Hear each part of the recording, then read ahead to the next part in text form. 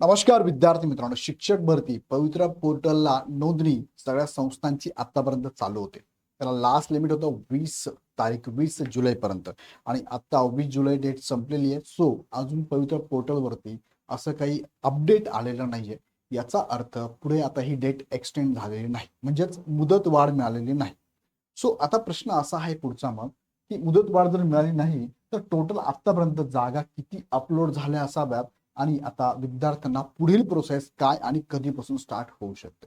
तो त्याचा थोडासा आढावा आपण या व्हिडिओच्या माध्यमातून घेऊया. तो बऱ्याच दिवसानंतर आता ही पवित्र पोर्टलवरची नोंदणी थांबलेली आहे. आता ही का थांबलेली आहे तर त्याच्यामागे बरेचसे रिझन आहे. कारण आतापर्यंत जर बघितलं आपण तर बरेचसे उमेदवार मागणी करत होते की लवकरात लवकर चालू व्हावी.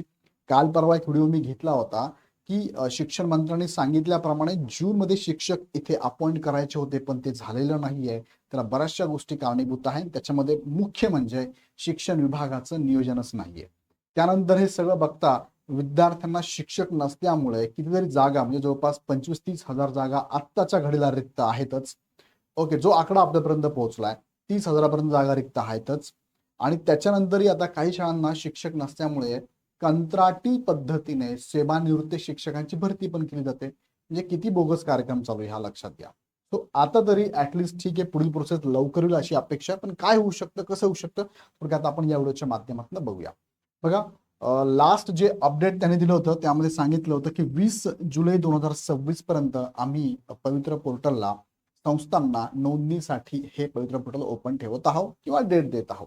त्यानंतर मात्र पवित्र पोर्टलच्या वेबसाईटला तुम्ही जर गेलात तर त्यामध्ये आत्ताला काहीच अपडेट नाही. त्यांनी फक्त पाठीमागे जे दिले होतं अपडेट तेच आहे की 20 तारखेपर्यंत मुदतवाढ दिलेली आहे. 20 नंतर मात्र पवित्र पोर्टलला तुम्ही जर गेलात तर असं काही अपडेट नाहीये. आता मग पुढचा प्रश्न आपण बघूया की मुदतवाढ तर संपली, आता मग जागा साधारणतः किती आलेल्या आहेत आणि या जागांमध्ये स्थानिक स्वराज्य संस्था किती आहे, खाजगी संस्था किती आहे. आता एक थोडासा एक अपडेट मी आता अगदीच अंदाज तुम्हाला देतोय. परफेक्ट असेल किंवा चुकीचं पण असू शकतो, बरोबर पण असू शकतो.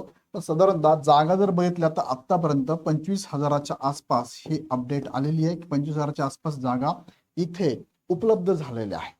आता एक खरं किती खोटं किती आल्यावरती ऍक्च्युअल कळेल आपल्याला. पण एक आकडा माझ्यापर्यंत पोहोचलाय, जी माहिती आम्ही काढतो त्या माध्यमातून 25,000पर्यंत आकडा आलेला आहे. त्यामध्ये स्थानिक स्वराज्य संस्थेचा जो आकडा आहे तो साधारणतः 11 ते 12 हजारापर्यंत आहे आणि खाजगी संस्थेचा जो आकडा आहे तो 12 ते 13 हजारापर्यंत आहे. 12 ते 13 हजारापर्यंत खाजगी संस्थांनी पण इथे नोंदणी केलेली आहे. आता लक्षात घ्या की इथे नोंदणी करायला अजूनही काही संस्था बाकीच आहे हे वास्तवच आहे. म्हणजे सांगून सुद्धा काही संस्था आपला मनमानी कारभार आहे, देत नाही. संस्था इथे पदभरती करत नाहीये किंवा पवित्र पोर्टलला अपडेट देत नाहीये. याच्यामागे बरेच गोष्टी असतील, बरेच हेतू त्यांचे असू शकतात. पण अजूनपर्यंत जर आता हा आपण म्हणूया की हा फर्स्ट फेज आहे. फर्स्ट फेजला जर आपण म्हटलं तर सेकंड फेजला अजून यामध्ये वाढ होऊ शकते. फक्त वाढ झाली तर काय होतंय, विद्यार्थ्यांना ज्या संस्थे अपेक्षित आहे किंवा ज्या ठिकाणी त्यांना अपेक्षित शिक्षक म्हणून रुजू व्हायचं ते त्यांना कदाचित थोडंफार मागे पुढे होऊ शकतं. सो सेकंड फेजला कदाचित अजून इथे जागा वाढ होऊ शकते. आता सेकंड फेज होत असताना काय असतं की फर्स्ट फेज मध्ये काही उमेदवार जे की अपात्र ठरले त्या ठिकाणी, त्यानंतर काही ठिकाणी गैरहजर राहिले, काही ठिकाणी रिक्त राहिल्या जागा वेगवेगळ्या कारणास्तव आणि नवीन रिक्त जागा इथे ऍड झाल्या. तर यांच्यासाठी काय होतो, सेकंड फेज होत असतो. बरोबर आहे. मग सेकंड फेज मध्ये रिक्त राहिलेल्या जागा सुद्धा इथे ऍड होतात आणि नव्याने सुद्धा जागा ऍड होत असतात. अशा फेज पुढे सेकंड फेज पुढे थर्ड फेज पण होऊ शकते. ओके, आता यामध्ये जर विचार घेतला, काही विद्यार्थ्यांचं म्हणणं होतं की सर प्रत्येक विषयाला जागा आल्यात का, तर बऱ्या प्रमाणामध्ये सगळ्याच विषयांना कव्हर केले जाऊ शकतं अशा जागा आलेल्या आहेत. प्रत्येक विषयाला जागा आहे. स्पर्धा मात्र आहे, प्रचंडच आहे. कारण तुम्हाला माहिती शिक्षक भरती गेल्या कित्येक वर्षांतर रखडलेली 22-23ला झाली आणि 25-26ला होते. त्याच्या अगोदर तर फारच म्हणजे गॅप पडला होता. सो बरीच स्पर्धा असणार आहे. स्पर्धेत उमेदवार पण प्रचंड असणार आहे. कट ऑफचा विचार करता यापूर्वी पण मी याच्यावरती बोललेलो आहे की कट ऑफ 80, मागच्या शिक्षक भरतीचा कट ऑफ हा 80 पर्यंत गेलेला आहे. सो कट ऑफ बद्दल सेपरेट व्हिडिओ पण घेतला, त्याला भरपूर निकष आहेत. सो आता तुम्ही ह्या स्पर्धेत आहात ना, तर कदाचित तुमचा प्राधान्यक्रम तुम्ही जसं द्याल त्यानुसार तुमचा कट ऑफ म्हणजे त्यानुसार कट ऑफ हा खाली पण 100% येऊ शकतो. इथे असं म्हणू शकतो मी, माझं कदाचित वाक्य बरोबर आहे की चूक तुम्हाला सांगा, 130 वाल्याने जर प्राधान्यक्रम व्यवस्थित दिले तर ठीक, नाहीतर 130 वाल्याचं सिलेक्शन होऊ शकत नाही. 80 मार्क वाल्याने प्राधान्यक्रम व्यवस्थित दिले त्याचं सिलेक्शन होऊ शकतं. माझं म्हणणं तुम्हाला पटतंय मला कमेंटमध्ये सांगा. सो इथे ते पण मॅटर करणार आहे. आणि दुसरं पुढील प्रोसेस आता पुढे काय असणार आहे तर विद्यार्थ्यांना बघा, आता ऍडव्हर्टाइजमेंट जे आहेत ना, त्या सगळ्या ऍडव्हर्टाइजमेंट जेवढ्या आता आलेल्या त्या ह्या सगळ्या ऍडव्हर्टाइजमेंटचं एक अनालिसिस केलं जाणार आहे. आणि हे अनालिसिस करून प्रॉपर वेनी हे अनालिसिस केल्यानंतर ह्या ऍड चेक केल्यानंतर म्हणजे त्यात काही त्रुटी तर नाही ना, काही गडबड तर नाही ना, सगळं प्रॉपर अपडेट केलंय का, हे सगळं बघून एक साधारणतः असं म्हणूया आपण 3 ते 4 वीक म्हणूया, एक 3 वीक पर्यंत किंवा 15 दिवस ते 20 दिवस इथे वेळ घेतील. आणि ह्या 15-20 दिवसानंतर म्हणजेच आपण म्हणूया की ऑगस्टच्या फर्स्ट सेकंड वीकला तुम्हाला ह्या जाहिराती तुम्हाला पाहायला मिळतील आणि तुम्हाला प्राधान्यक्रम द्यायला सुद्धा पर्याय चालू होऊन जाईल. म्हणजे ऑगस्टच्या पहिल्या दुसऱ्या आठवड्यात अपेक्षित आहे. आता हे प्रोसेस बघता हे अपेक्षित आहे आपल्याला सगळ्यांना, पण जर का परत काही गडबड झाली तर अजून एक्सटेंड होण्याचे चान्सेस पण असू शकतात. आता ही पहिली फेज तर त्यांना चालू करणं गरजेचं आहे, कारण प्रचंड उमेदवार संतापलेले आहे. तुम्ही आता प्रत्येक जिल्हा परिषदांना असे आदेश पण देऊन टाकले की तुम्ही विद्यार्थ्यांचं नुकसान होऊ नये यासाठी सेवानिवृत्त शिक्षकांची भरती करून घ्या. आणि प्रत्येक झेडपीने आता पत्रक पण काढून टाकलंय की आम्ही जोपर्यंत पुढच्या 2-3 महिन्यात शिक्षक भरती होणारच आहे, तोपर्यंत विद्यार्थ्यांचं नुकसान होऊ नये म्हणून आम्ही कंत्राटी पद्धतीने भरती करतोय. त्यात त्यांनी उल्लेख केला 2-3 महिन्याचा. काल परवाच मी व्हिडिओ घेतलेला आहे.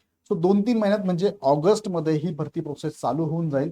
आणि ऑगस्टमध्ये जेव्हा ही भरती प्रोसेस चालू होऊन जाईल तर पहिला जो फेज आहे, ह्या पहिल्या फेजमध्ये एक प्रोसेस काय असते जनरली बघा, पहिला फेज जेव्हा चालू होईल यामध्ये प्राधान्यक्रम लॉक करायला तुम्हाला पहिले तर तुम्हाला जाहिरात बघावं लागणार आहे. तुम्ही कोणत्या ठिकाणी पात्र आहात, कुठे कुठे तुम्हाला पात्र असाल, पात्रतेनुसार तुम्हाला शाळा भेटणार आहे.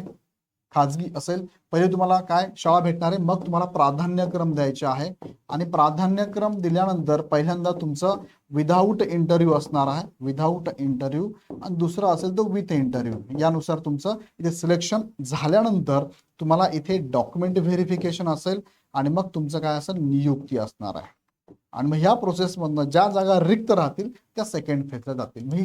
जी फर्स्ट फेज आहे साधारणतः ही असं म्हणूया आपण ऑगस्टमध्ये चालू होऊन जाईल. आणि ऑगस्टमध्ये चालू झाल्यानंतर पुढे जी प्रोसेस होणार तुमची प्राधान्यक्रम वगैरे सगळं देऊन, जस्ट मिनिट, प्राधान्यक्रम देऊन पुढे जी प्रोसेस चालेल तुमची त्या प्रोसेसला साधारणतः ऑगस्ट पासून पुढे 2 महिने तुम्ही पकडायचे. ऑगस्ट, सप्टेंबर आणि ऑक्टोबर, म्हणजे ऑक्टोबर पर्यंत तुमची नियुक्ती होणं अपेक्षित आहे. ऑक्टोबर पर्यंत काय नियुक्ती होणं अपेक्षित आहे. आणि मग त्याच्यानंतर सेकंड फेज चालू होणार आहे.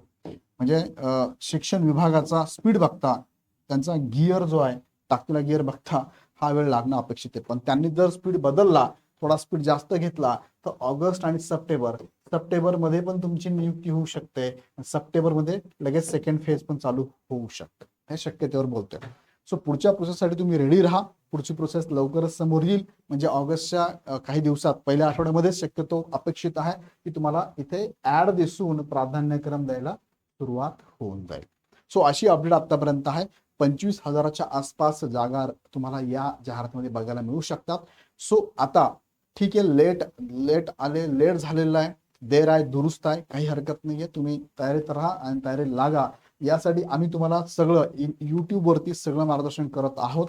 स्कॅटर्ड आहे थोडंसं, फक्त काही व्हिडिओ स्कॅटर्ड होऊ शकतात युट्यूबवरती, ते पण तुम्ही बघू शकता. प्राधान्यक्रम कसे द्यायचे, पण तुम्हाला जर एक सिक्वेन्स ती हवं असेल तर तुम्ही ही साधी बॅच आहे 499 रुपयाची, ज्यामध्ये विजय सर, अभिजित सर आणि मी स्वतः तुम्हाला गायडन्स करणार आहे. सगळ्याच गोष्टी म्हणजे तुमचं प्राधान्यक्रम ऍड बघून प्राधान्यक्रम देण्यापासून ते नियुक्तीपर्यंत जेवढ्याही प्रोसेस आहे त्या सगळ्या प्रोसेस आम्ही तुम्हाला प्रॉपर गायडन्स करणार आहोत. शक्य असेल तर बॅच जॉईन करा, नसेल तर युट्यूबवर आम्ही देतोचे लेक्चर, फक्त ते थोडं स्कॅटर्ड होऊ शकतात. म्हणजे आजचा व्हिडिओ घेतल्यानंतर 2 दिवसांनी पुढचा व्हिडिओ तुम्हाला बघायला मिळू शकतो, पाठीमागचे व्हिडिओ तुम्हाला शोधावे लागणार आहे, असं होऊ शकतं. पण दोन्ही ऑप्शन ओपन आहे तुम्हाला. ओके, सो आतापर्यंतची अपडेट हीच आहे. आवडला व्हिडिओ तर लाईक करा, सगळ्या मित्रांना ग्रुपमध्ये नक्की शेअर करा. पुढचे अपडेट बघण्यासाठी चॅनल सबस्क्राईब करून बेल आयकॉन क्लिक करा. पुन्हा व्हिडिओ आपण नेक्स्ट व्हिडिओमध्ये. धन्यवाद.